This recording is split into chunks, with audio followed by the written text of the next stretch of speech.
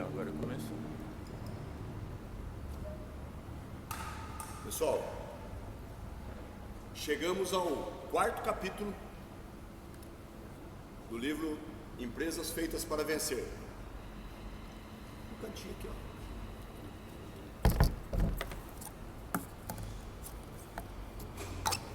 Enfrente a verdade nua e crua, mas nunca perca a fé.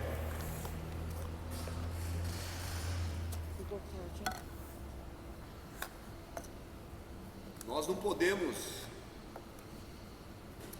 maquiar as coisas. A verdade está à nossa frente. Não adianta nós sermos apenas otimistas e não enxergar o que está à nossa frente, que é a realidade. Então vamos seguir.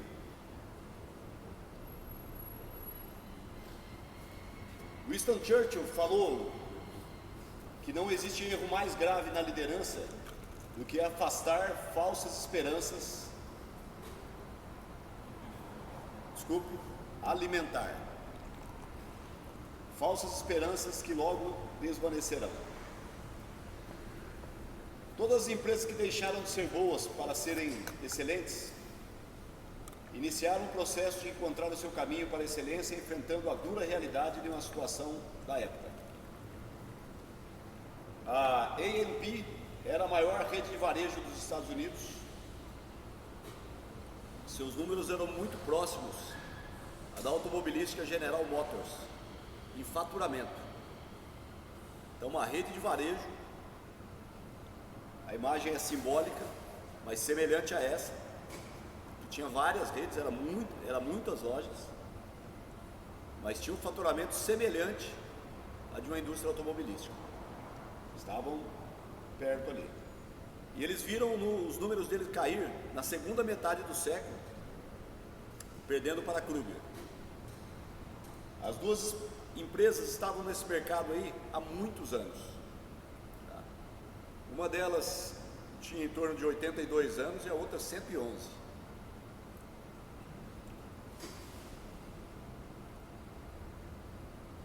Elas fizeram pesquisas que encontraram uma forma diferente que o público queria ser atendido. Só que uma empresa tradicional, com cento e tantos anos, que era tão grande como a A&P, não acreditou que aquele era o caminho. Um dos diretores, talvez o principal diretor dela, disse que eles não podiam jogar fora mais de 100 anos de tradição e sucesso. E aí voltaram ao estilo da lojinha pequena, para vender barato, para não ter um alto custo, e quebraram. Enquanto que a Kruger, que era o concorrente direto, que já tinha mais de 82 anos, encontraram que os consumidores daquela metade do século americanos queriam ser atendidos em grandes lojas bonitas, cheias de opções em produtos, opções de serviços, coisas variadas, às vezes até de luxo, com preço até um pouquinho mais caro, mas era esse tipo de loja que os consumidores daquele tipo de mercado queriam. E o resultado foi muito diferente.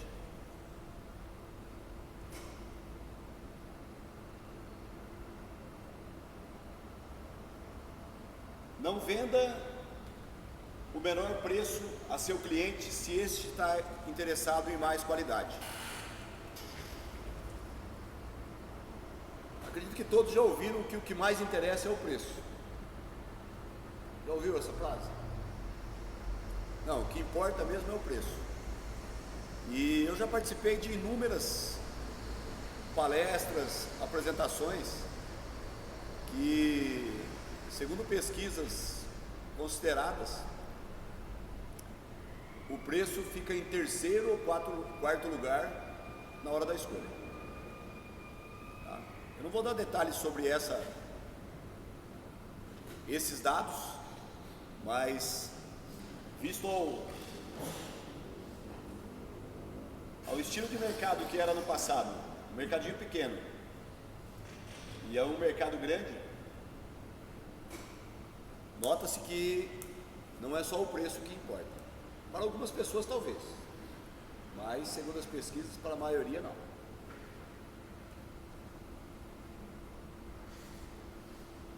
Talvez você chegue à conclusão que seu negócio tenha que mudar totalmente de direção, e foi o que fez a Kruger, que iniciou um processo para construir superlojas, quando 100% dos seus negócios era formado por mercadinhos. Não foi de uma hora para outra, foram aproximadamente 20 anos para reestruturar todo o sistema dentro de um novo modelo. E em 1999 atingiu a posição número 1 na cadeia de hortifrutigranjeiros, hortifrutis, dos Estados Unidos. E a A&P ainda tinha metade de suas lojas com a cara dos anos 50.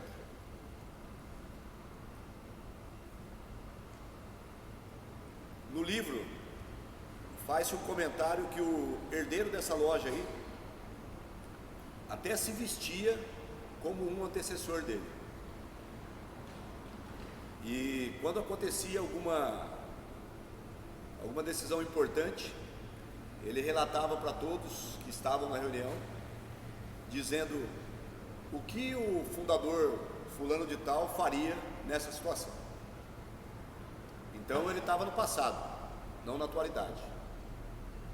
Sendo uma loja centenária,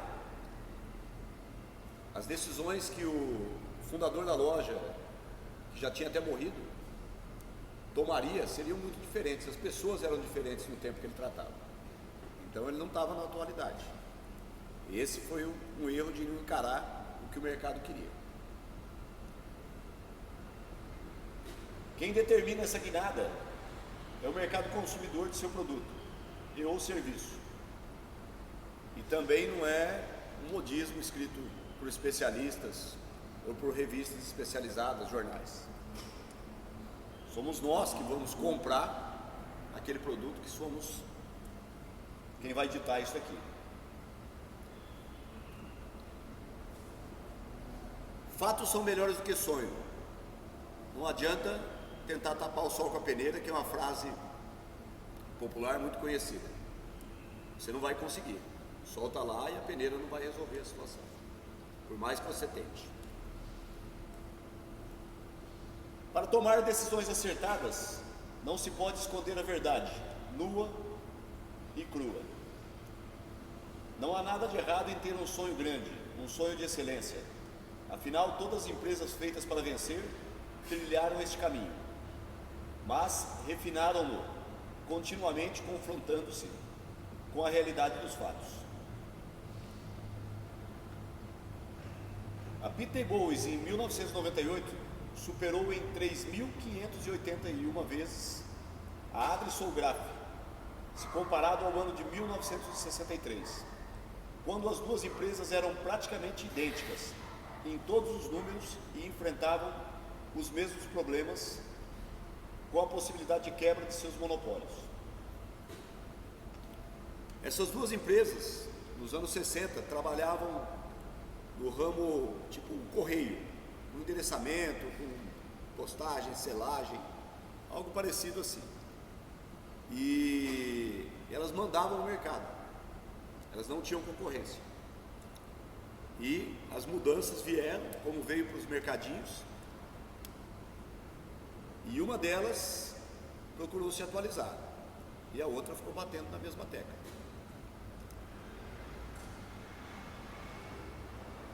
Hoje, nós da Injeta atendemos um tipo de cliente. Daqui a algum tempo, esse tipo de cliente pode ter mudado. E se nós não enxergarmos o que os nossos clientes querem, nós podemos estar fadados à falência. Não é o Luiz e a equipe da Injeta que vai falar o que os clientes da Injeta precisam. São eles que chegam aqui na porta e pedem o que eles querem. Nós temos exemplo aqui de alguns moldes que chegaram na semana passada que estão fora dos nossos padrões. Nós podemos solicitar alteração dentro de um certo limite. Nós não podemos mudar todo o sistema do nosso cliente, com o risco de ele não ficar na empresa. O que a Injeta quer? Prestar serviço na área de injeção, industrializar peças. Então, o que o mercado está precisando? Injeção de peças. O nosso mercado exige qualidade ou preço? Nós temos que estar muito atentos para poder perceber o que eles precisam e trabalhar de forma afinada com os clientes para que a gente consiga atingir os objetivos deles e os nossos.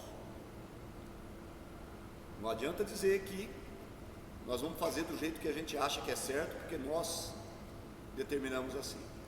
Vai ser uma fusão de ideias até se achar a melhor solução.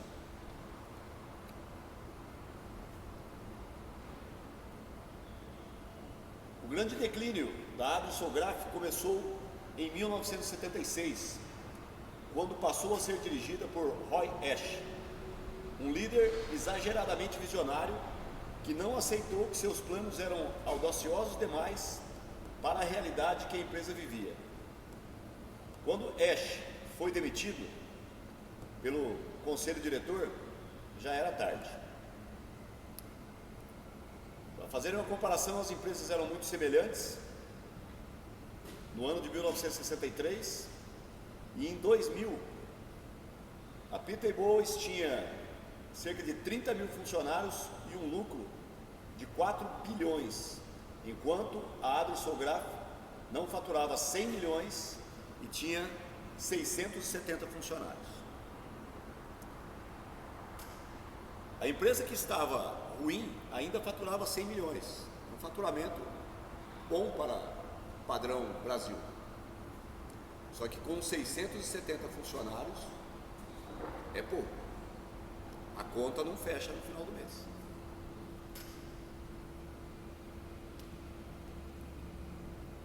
O que eles falam de um líder supervisionário?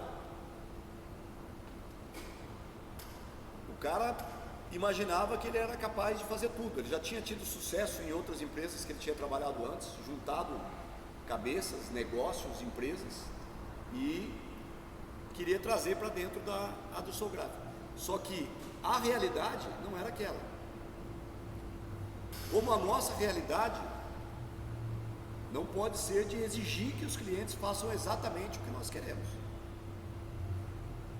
Os clientes vão trabalhar de acordo com as necessidades deles. Na sexta-feira passada, às 4h30 da tarde, eu fiz uma reunião de projeto online com um propenso futuro cliente que pediu para uma empresa aqui de Maringá, desenvolveu o produto, fez o desenho de produto dele. Uma ferramentaria daqui de Maringá fez o orçamento para ele e os valores que eles aceitaram seria da forma mais simples do molde. Baseado em tudo que a gente está vivendo aqui, eu acredito que o produto dele não ia sair com a qualidade que ele queria. Então, eu tentei argumentar, falei sobre a condição técnica do produto, para que ele pudesse ter qualidade no produto dele. Eu sugeri para o cliente, eu não tenho como ordenar que ele faça dessa forma. E aí vai caber, no final, a decisão dele, se ele vai investir um valor a mais para ter um produto com a qualidade que ele deseja, ou se ele vai correr o risco de fazer um molde mais barato, que talvez não tenha a qualidade do produto que ele quer. Então, vejam bem, é uma sugestão. Agora, uma vez decidido o que ele vai fazer,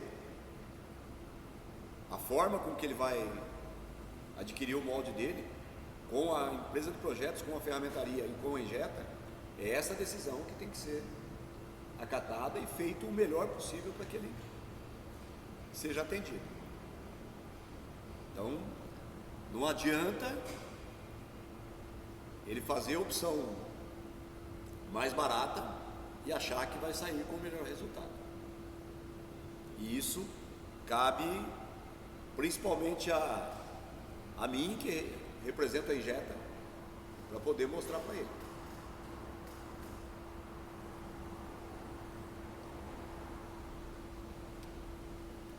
Levante as pedras e não ignore as coisas estranhas e retorcidas que encontrar debaixo delas. O autor faz uma relação comparativa do que podemos encontrar debaixo de uma pedra ou tijolo que podemos encontrar escondido dentro de nossas empresas. Erros cometidos que são ignorados ou escondidos. Eu acho que todo mundo aqui já passou pela situação de repente levantar um tijolo dentro do quintal e lá ter aranha, barata. Se você pegar uma caixa no canto de um quarto, abrir, às vezes tem um rato, e em alguns lugares tem até cobra. Aqui já aconteceu de ter escorpião ou coisa parecida, algo que te assuste. Só que os autores dizem que você não pode simplesmente colocar aquela pedra no lugar e tampar e fazer de conta que nada aconteceu. Quando nós estamos trabalhando e encontramos um problema, algo que às vezes não foi,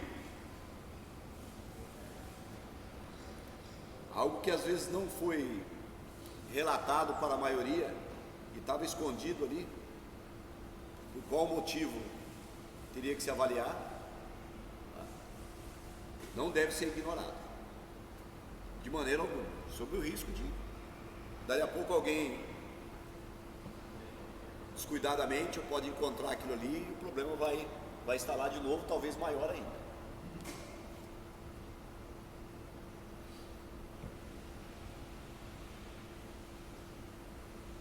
Um grande exemplo foi descrito no capítulo anterior, onde líderes do Bank of America não se pronunciavam antes de saber a opinião do CEO. No capítulo anterior, falou-se muito sobre esse banco aí, que a opinião do manda-chuva do pedaço lá era que ditava as regras para poder continuar a reunião.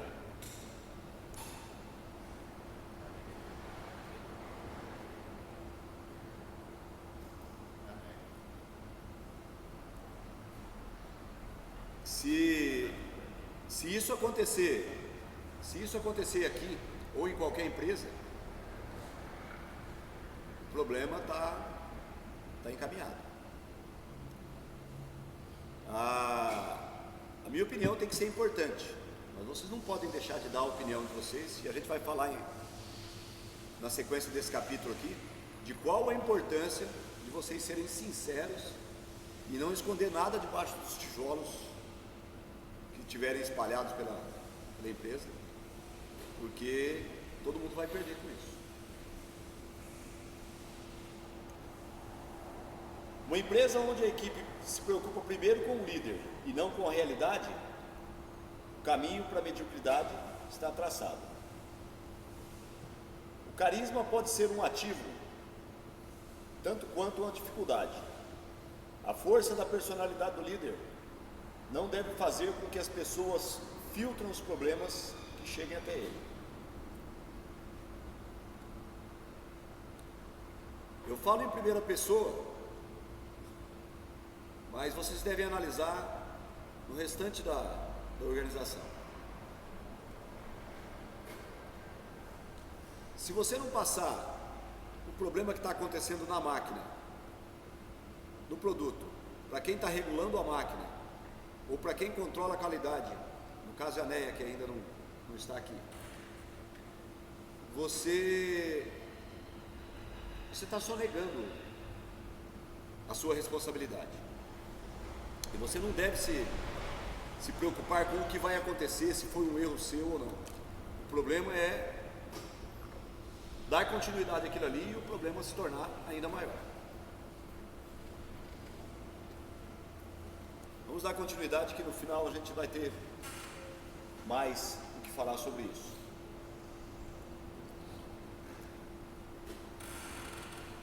Este é um cara que, no momento enquanto as coisas para ele pareciam muito ruins, ele fez uma afirmação muito forte e que poucos teriam a coragem de fazer o que ele fez. Winston Churchill não é tão famoso quanto Hitler,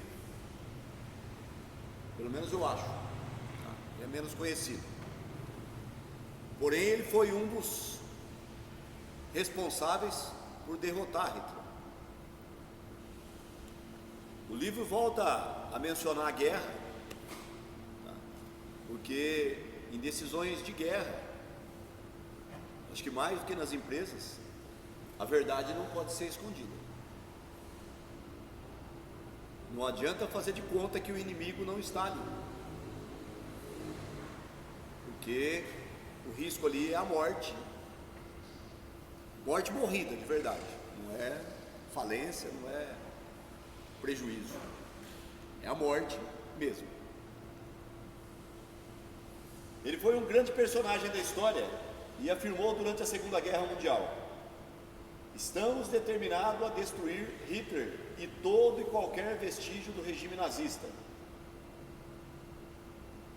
e com a ajuda de Deus consigamos livrar a terra de sua sombra. Essa afirmação aconteceu no momento onde o mundo acreditava que a Inglaterra não resistiria e iria erguer a bandeira branca e pedir paz. Ninguém acreditava que ele ia sobreviver, achava que ele ia desistir.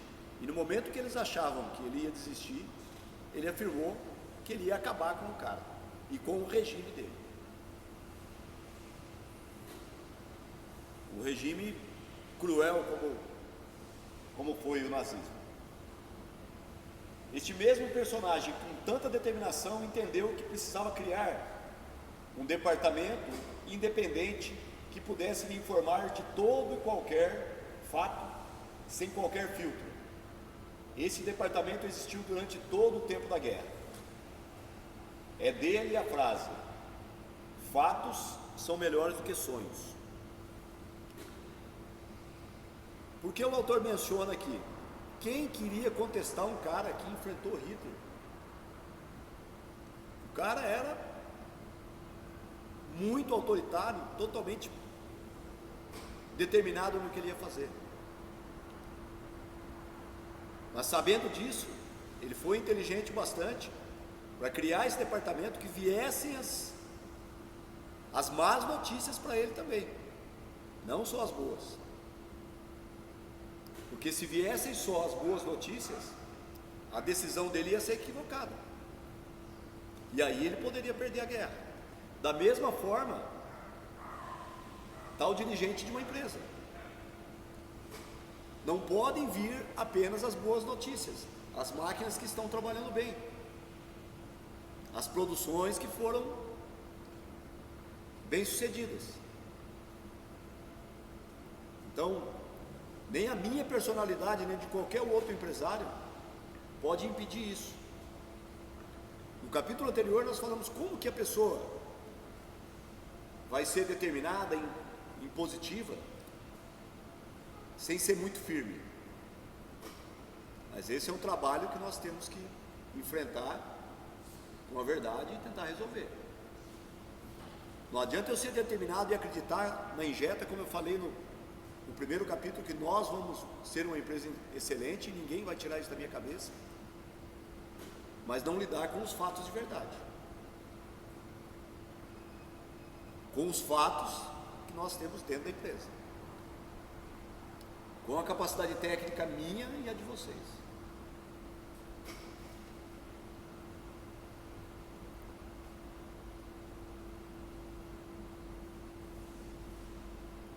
Uma pequena observação, mesmo ele sendo um cara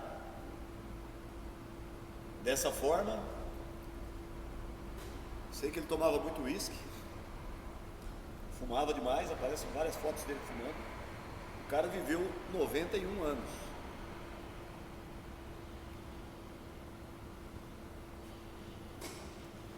Um clima onde a verdade é ouvida. Lidere com perguntas e não com respostas. A grande sacada das empresas feitas para vencer não é motivar, é não desmotivar. Está aí uma outra realidade. Como fazer para não desmotivar quem está trabalhando na empresa? Essa é uma tarefa que cabe principalmente a mim, mas que depois é dividida com vocês. Essa empresa não é só a minha imagem e nem é só de um ou dois aqui que são os principais líderes. O conteúdo do livro afirma e reafirma que usar tempo motivando pessoas é desperdício e que as pessoas certas não precisam ser motivadas. A verdade pode prevalecer mais com perguntas do que com respostas.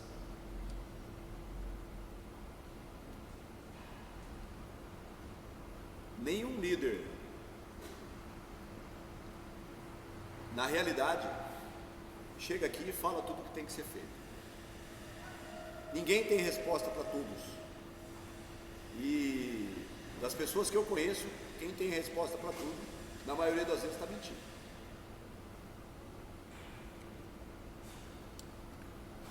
Alan Wurtzel, que a gente já estudou em capítulos anteriores, quando foi apresentado a empresa para ele, que ele herdou do pai dele, perguntaram para ele para onde ele queria levar a empresa, e ele respondeu: não sei, porque ele não tinha essa resposta ainda.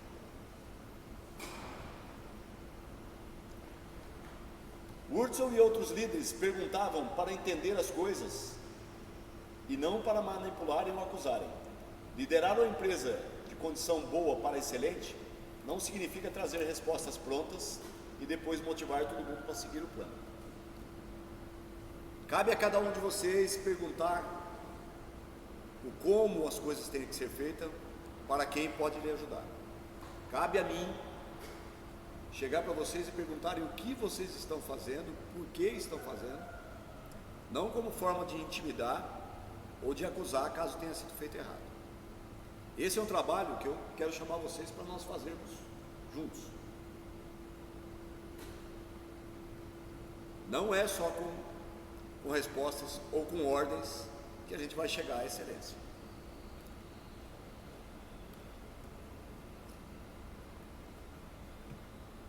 Envolva-se no diálogo e no debate, não na coação. A Nucor, que em 1995 era uma das 4 maiores produtoras de aço do mundo, não produzia 1 grama de aço sequer 30 anos antes. E pior, nem lucro ela dava. Mais uma vez a transformação aconteceu com a ascensão de um líder nível 5. O nome dele era Ken Iverson, que, como o Wurtzel, trouxe outros líderes para a mesa de reunião para discutir ideias e propostas. Na discussão dessas reuniões, não era uma pessoa falando e dando respostas e ditando o que seria.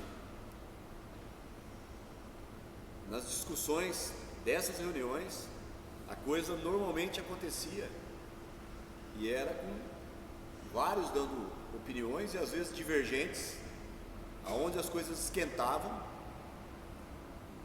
mas acontecia, chegava-se uma saída e uma resposta. O grande detalhe é que quando se chegava a uma conclusão, uma resposta, essa decisão era assumida por todos. E eu acredito que quase todo mundo deve ter o mesmo sentimento, mas eu vou falar em primeira pessoa. Eu detesto quando alguém pega e fala: mas eu falei que não ia dar certo, quando a coisa deu errado. Ou até o contrário, eu avisei que daria certo. Existe um ditado popular que pisar no pescoço da onça morta para poder tirar foto é fácil. O negócio é quebrar o pau na hora que precisa decidir, dar a cara a tapa, correr o risco de errar, mas aprender com aquilo ali, e uma vez decidido, nós temos que nos abraçar e ir até o final.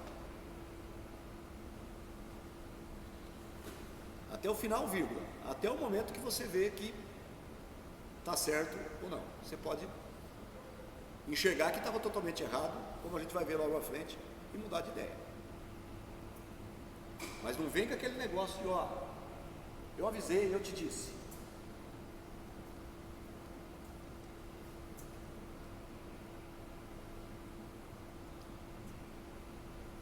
Faça autópsias, mas não jogue a culpa nos outros. O livro menciona um erro assumido pelos executivos da Philip Morris na compra da 7-Up. Se eu não me engano, era uma empresa de refrigerantes que foi vendida 8 anos depois com prejuízo. A Philip Morris é uma empresa fabricante de cigarros, e segundo relatos do livro, eles começaram a diversificar a área de atuação para não ficar só no cigarro, porque a tendência é que as campanhas contra o tabagismo iam se intensificar e eles podiam perder a fonte de renda deles. O que aconteceu? Eles começaram a comprar empresas, e uma delas foi a 7-Up, e eles compraram errado e acabaram vendendo ela tempos depois com prejuízo. Isso acontece no dia a dia das empresas, e eu não consigo enumerar quantos erros eu cometi na direção da Ingeva, e quantos erros eu cometi na minha vida, acreditando que um negócio seria bom e esse negócio não foi. O detalhe é que eles assumiram o erro e falavam abertamente daquele erro, que realmente tinha sido um erro. Não ficavam colocando desculpa no tempo, no mercado, na chuva, no frio, tá? Ou nas pessoas com quem envolviam. Eles assumiram que o erro foi deles, principalmente do diretor da empresa, que quando escreveu um livro, dedicou 5 páginas só para esmiuçar com detalhes, perdão da palavra, a cagada que ele fez. Quando você faz autópsias e não culpa ninguém, dá um passo muito importante no sentido de criar um clima em que a verdade prevaleça. Se você tem as pessoas certas no barco, quase nunca deve culpar alguém. Deve apenas buscar o entendimento e o aprendizado. Erramos. E o que a gente pode aproveitar disso? Essa é a principal linha que o livro aplica e que eu acredito. Tá bom, errou. E agora? Não vamos ficar tampando o sol com a peneira, vamos para a realidade. O que a gente pode aprender disso? Crie mecanismos de bandeira vermelha. Não tenha receio de receber uma bandeira vermelha. Não ignore as informações, mesmo que essas sejam indigestas. Procure criar mecanismos que possibilite que as pessoas possam apontar o que não está correto na visão delas. O exemplo da bandeira vermelha vem de uma loja onde o cliente pode, no final das contas, receber os produtos na casa dele e não concordar com o preço e diminuir o preço de algum item e pagar só pelo que ele achar que valia aquele produto. A princípio isso pode parecer muito estranho, e é estranho para muita gente, mas é a forma com que os diretores daquela empresa encontraram para saber se o cliente dele estava realmente sendo bem atendido e estava satisfeito com o que ele estava adquirindo. Dentro da empresa, como que esse nível de bandeira vermelha pode acontecer? A primeira ideia, tá, é vocês me procurarem individualmente, ou até escrever um bilhete ou uma coisa assim, ou me mandar uma mensagem que seja, com o que vocês acham que não está certo na Injeta, ou o que vocês acham que não está certo no meu comportamento com vocês. Eu garanto que a gente vai discutir isso reservadamente, se for do interesse de vocês, ou até coletivamente numa outra oportunidade. Como eu estou dizendo, não adianta jogar a sujeira para debaixo do tapete, ou para debaixo do tijolo, ou para debaixo das injetoras. A hora que a gente jogar água ali, ou tiver que raspar lá embaixo, a sujeira vai estar tudo lá embaixo. Não adianta só o corredor estar limpo. Então não adianta todo mundo se encontrar aqui, abrir um sorriso e dizer que está satisfeito de estar aqui, é um bom dia, e não ser um bom dia. Está aqui contrariado, ouvindo e recebendo ordens de quem ela não quer. Vamos falar mais sobre essa forma, mas a dica é essa: chega individualmente em mim, ou até mesmo no líder que vocês acham, ou no colega que vocês acham que está prejudicando o seu trabalho. Eu quero que essa liberdade, essa decisão, parta de cada um de vocês, e a gente vai arrumar isso de resolver as coisas. Nós não podemos, mais uma vez, tapar o sol com a peneira.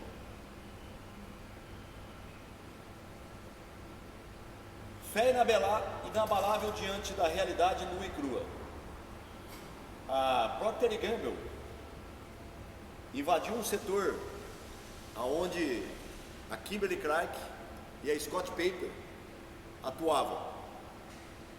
A Procter & Gamble era uma gigante do mercado americano. A Scott Paper, que também era grande, era número 1 até o momento, se viu intimidada pela grande empresa que estava invadindo o mercado dela e se conformou com o segundo lugar. A Kimberly-Clark, que é uma das empresas de referência aqui, feitas para vencer, se incentivou com aquele desafio que ela tinha para frente, que os caras, além de grandes, eram muito bons, eram quase que perfeitos nas ações, e ao invés de se intimidar com a Scott Paper, eles traçaram planos, agiram e acabaram crescendo em cima dessa dificuldade. Um exemplo que eu posso dar para vocês é se amanhã ou depois vem uma grande empresa para Maringá, com uma experiência muito grande na área de injeção e de serviços, e tenta dominar, vem para dominar o mercado. Nós podemos nos conformar com o que sobrar dela ou melhorar a qualidade do nosso trabalho para poder concorrer com ela, mesmo que ela seja muito grande. Não vai ser desistindo dos melhores clientes que a gente vai sobreviver. Então, o que nós vamos poder fazer para melhorar o nosso trabalho,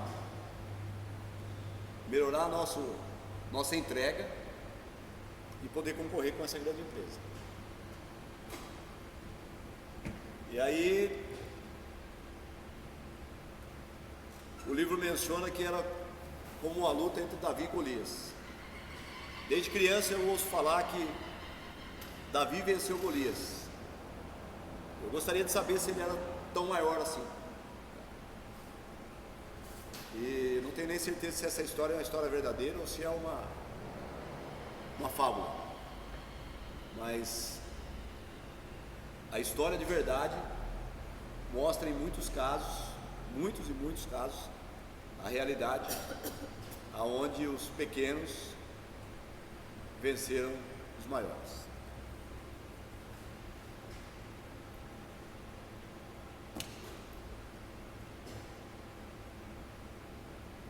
Só acreditando que para vencer o maior não é na sorte, né? Tem que trabalhar para encontrar um jeito de achar essa solução. Não é.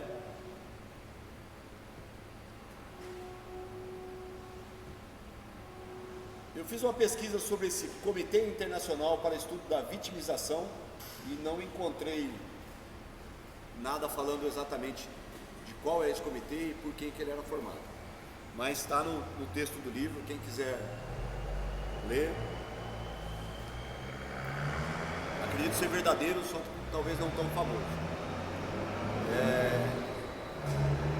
Nos Estados Unidos, eu sei que existem muitos comitês e muitas pesquisas. Tá? No resto do mundo também, mas talvez um deles são os mais famosos, pelo menos os que mais chegam para nós aqui. Eles fizeram estudos com pessoas que tinham passado por grandes problemas, seja doenças graves, tá? Acidentes muito graves, por guerras, e eles encontraram 3 comportamentos distintos com essas pessoas. Umas se acabaram. Não existiu mais, a pessoa desanimou totalmente depois do problema grave que aconteceu com ela. Outras, depois de um tempo, fizeram de conta que nada tinha acontecido e tocaram a vida em frente e até esqueceram daquilo lá. Já outras pegaram aquele fato de acontecimento dela, ficou marcado e se tornaram ainda melhores depois daquela oportunidade que elas tiveram de sobrevivência. Então, isso vem para nós pensarmos o que nós queremos da nossa vida e da nossa situação. Tá? Independente do que tenha acontecido com a gente, independente do que tenha acontecido na nossa vida, cabe a você ditar o caminho por onde você vai seguir.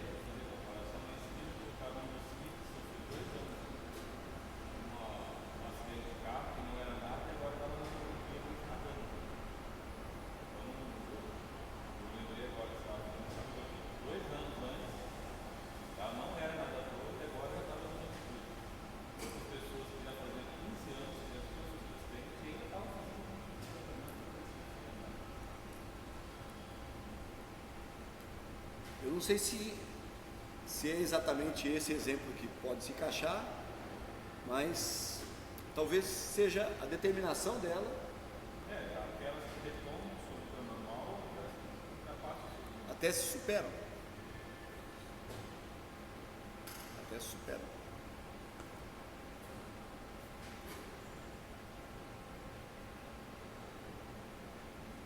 A Fannie Mae, uma das empresas de referência aqui, que tinha 56 bilhões empatados em hipotecas inadimplentes no início dos anos 80, reconstruiu todo o seu modelo de negócio e que, além de sobreviver ao longo dos 15 anos, gerou um resultado positivo 8 vezes maior que o mercado.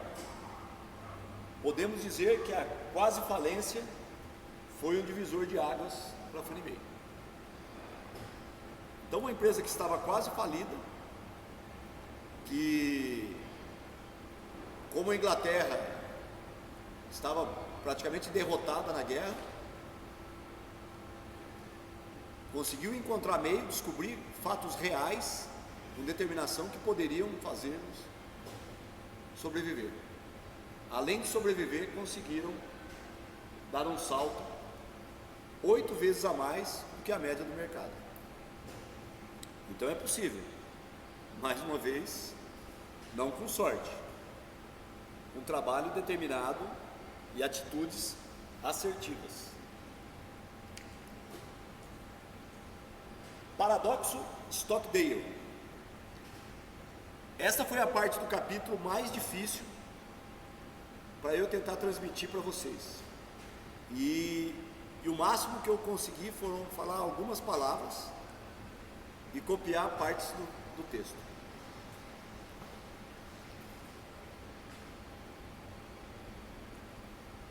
Mais uma vez, o livro está falando sobre guerra. Stockdale foi um almirante do exército americano que ficou preso no Vietnã durante 8 anos. Ele era o líder de uma equipe. Ele era o cara com a mais alta patente. Volto a dizer, eu não entendo muito as patentes do exército, como funciona na carreira militar, mas ele tinha a mais alta patente. E foi o prisioneiro mais importante que ficou no cativeiro lá, nessa guerra fatídica aí. Eu vou ler o texto aqui, para depois poder comentar, para vocês entenderem qual a dificuldade, para você poder analisar a situação.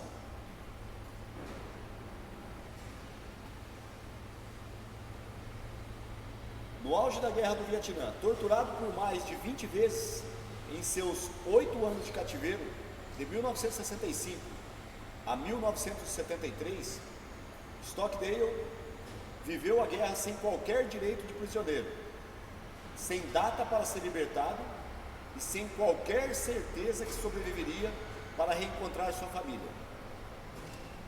Ele colocou sobre seus ombros a responsabilidade do comando e fez tudo o que pôde para criar condições que aumentassem o número de prisioneiros que pudessem sobreviver sem maiores danos, enquanto tratava de uma batalha interna contra seus captores e suas tentativas de usar os prisioneiros como instrumento de propaganda enganosa.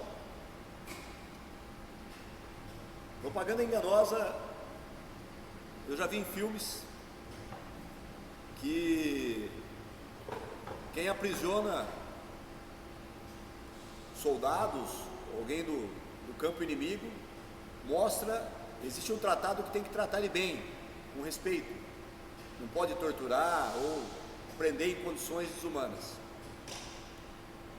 E segundo esse almirante, ele disse que eles procuravam usar os prisioneiros para poder fazer propaganda, mostrar imagens deles que eles estavam sendo bem tratados. E na verdade não estavam.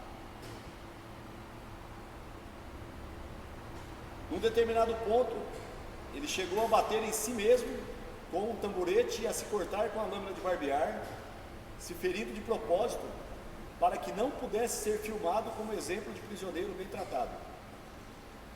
Olha a que ponto chegou, do cara se machucar, porque ele não estava sendo bem tratado, mas eles tentavam mostrar a fisionomia dele que ele estivesse sendo bem tratado, corado, tal.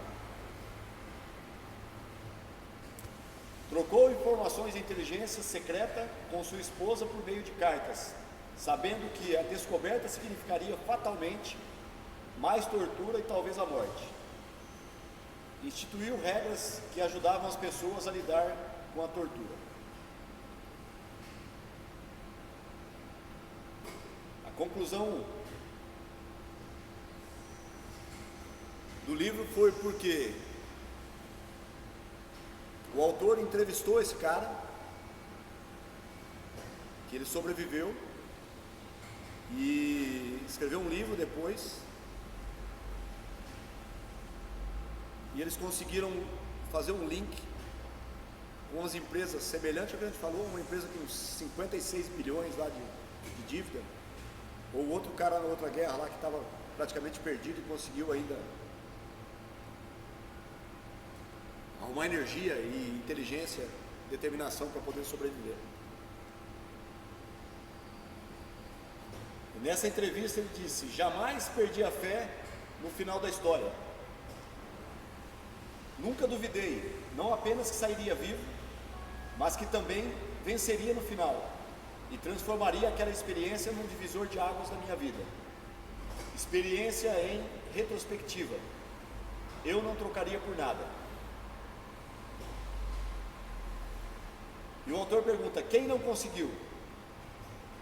Isso é fácil, respondeu ele: os otimistas. Os otimistas? Não entendi. Foi a minha resposta. Os otimistas eram aqueles que diziam: estaremos fora daqui no Natal, estaremos fora daqui na Páscoa. E passava o Natal, passava a Páscoa, e não dependia deles. Não era uma data. Chegava de novo o Natal de novo e eles não estavam. Eu disse, ele ficou 8 anos preso. E os caras que não conseguiam entender que eles tinham que viver cada dia após dia, com muita resiliência ali, foram os que acabaram morrendo. O livro não conta quantos daquele grupo sobreviveram, mas sabe-se que muitos voltaram. Em que condições também não é o comentário, mas o que ele está dizendo é sobre a determinação, e eles acabaram fazendo esse link com a força que esses caras tiveram para poder sobreviver naquelas condições terríveis, com as empresas que conseguem sobreviver.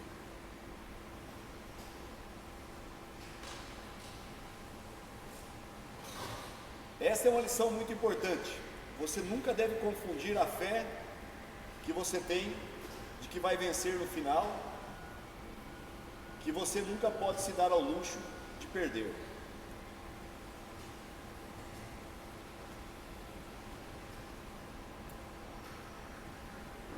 As empresas que eles mencionaram aqui foi a Kruger, que foi falado aqui hoje, versus a A&P.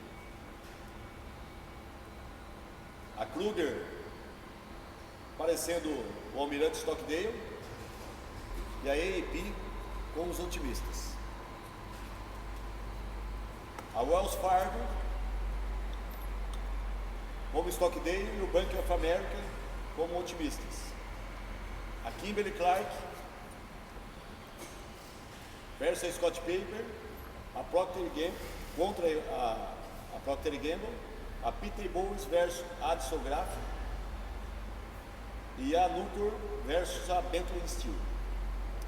Assim, o padrão de comportamento foi batizado como paradoxo Stockdale. Faltou um E no final. O paradoxo Stockdale é a marca de todos aqueles que criam excelência, seja na liderança de suas próprias vidas ou na liderança de outras vidas. É uma história, para mim, muito triste, mas com um final razoavelmente feliz, porque ele sobreviveu. Aí cabe bem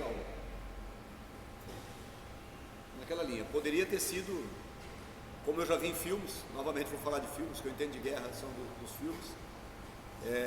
Hoje nos filmes americanos estão falando mais sobre a guerra do Iraque, mas eu, como já passei dos 50, assisti muito filme onde os heróis tinham lutado na guerra do Vietnã. E muitos voltaram perturbados de lá. Isso eu acredito que é um fato real. E hoje, atualmente, se fala muito da guerra do Iraque.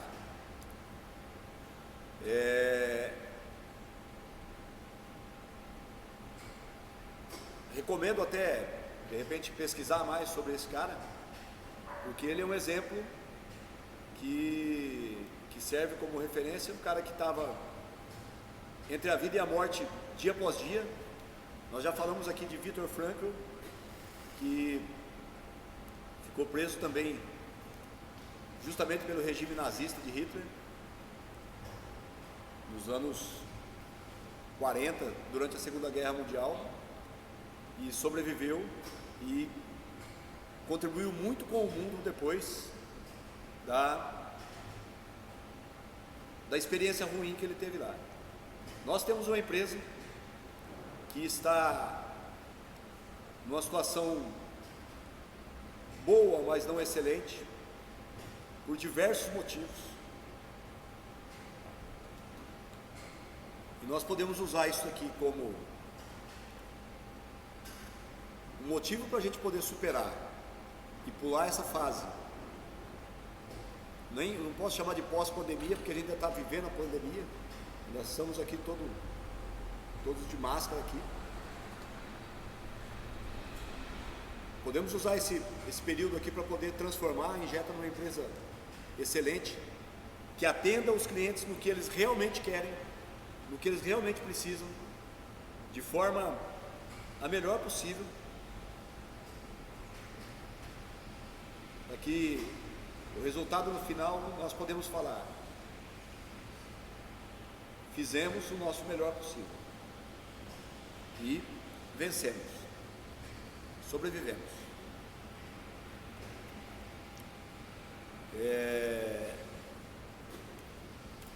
Um exemplo prático aqui que nós podemos dar aqui sobre algum dos trabalhos que nós temos aqui na empresa, que estão sendo realizados agora, aqui dentro dessas caixas. Nós estamos produzindo este produto. Foi um produto que nós trabalhamos bastante para poder conquistar o cliente, só que nós temos que trabalhar com a realidade de que esse é um produto que está no limite para dar prejuízo.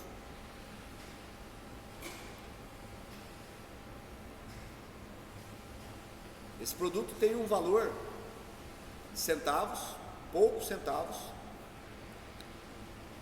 e quando eu perco um produto, uma peça que eu perco, a matéria-prima dele vale mais do que o total do faturamento desses poucos centavos, uma peça só. Então, nós temos que trabalhar de forma a pensar no que nós estamos fazendo, e não é porque o serviço chegou, que a gente conseguiu conquistar, que nós já vencemos. Esse produto tem que ser feito da melhor forma possível, porque senão ele pode ser revertido de forma negativa. Semelhante ao que se fala da Fannie Mae, que tinha 50 bilhões emprestados, 56 bilhões emprestados em hipotecas imobiliárias, só que elas estavam inadimplentes, eles não estavam recebendo. Então usemos cada produto de cada máquina aqui para pensar que ele tem que ser o nosso resultado positivo, um a um. Não adianta uma das máquinas trabalhar com um produto que dá um resultado grande e as outras, pouco a pouco, dando prejuízo.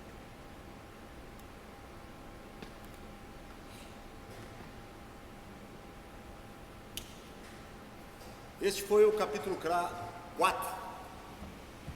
Enfrente a verdade nua e crua. Mas não percam a fé que nós iremos vencer no final. Muito obrigado.